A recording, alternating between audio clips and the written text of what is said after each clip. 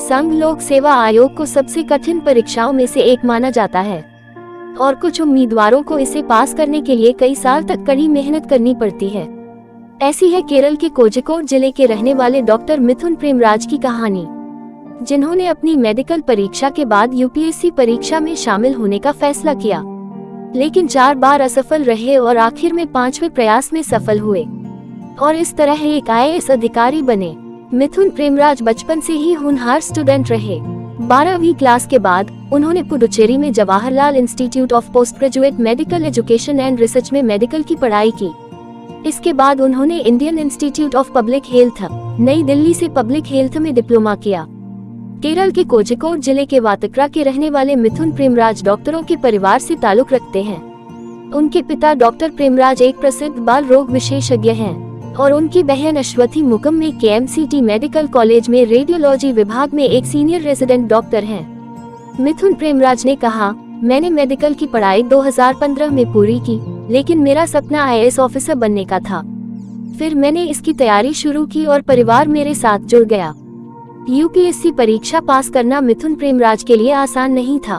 1 साल की तैयारी के बाद 2016 में उसने पहली बार परीक्षा दी, लेकिन वह असफल रहे।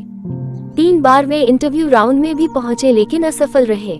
आखिरकार 5वें प्रयास में वे 2020 में सफल हुए और ऑल इंडिया रैंक 12 हासिल कर IAS अधिकारी बने। 30 साल के डॉक्टर मिथुन प्रेमराज ने कोझिकोड निगम में राष्ट्रीय स्वास्थ्य मिशन NHM और वातकरा के जिला अस्पताल में काम किया है। सिविल सेवा परीक्षा के इंटरव्यू की तैयारी करने से पहले 2020 में उन्होंने जिला अस्पताल के कोविड वार्ड में भी काम किया था। इस सफलता के लिए इन्होंने टिप्स दिया है, उसे फॉलो करके आप भी सफल हो सकते हैं। ये देखा गया है कि टॉप पर आने वाले स्टूडेंट अपना एक टाइम टेबल जरूर बनाते हैं। अगर आप परीक्षा में अच्छे नंबर लाना चाहते हैं तो सबसे पहले अपना एक टाइम टेबल निर्धारित करें और उन विषयों को दोहराते भी नहीं हैं जिनमें आप मजबूत हैं। यानी कि जो विषय आपको आते हैं ठीक है, उन्हें अच्छे से दोहराए और कमजोर विषयों पर थोड़ा अधिक समय लगाए। विद्यार्थियों की सबसे बड़ी समस्या ये होती है कि वह टाइम टेबल तो बना लेते हैं, लेकिन जब उन्हें अपनाने की बारी आती है तो उसे कतराते हैं। अगर आप परीक्षा में अच्छे अंकों से पास होना चाहते हैं तो अपने बनाए गए टाइम टेबल को न छोड़ें। जैसा आपने टाइम टेबल निर्धारित किया है उसे फॉलो करें, इससे आपको सफलता जरूर ही मिलती ही है। और जो भी आप पढ़ रहे हैं उसे पढ़ने में या उसके नोट्स बनाने में लापरवाही न बरतें। अधूरा काम बाद में करने से आपके रिजल्ट पर असर पड़ता है। प्रतिदिन लक्ष्य निर्धारित करें और उसी के हिसाब से तैयारी के साथ अपने नोट्स को दोहराते रहें।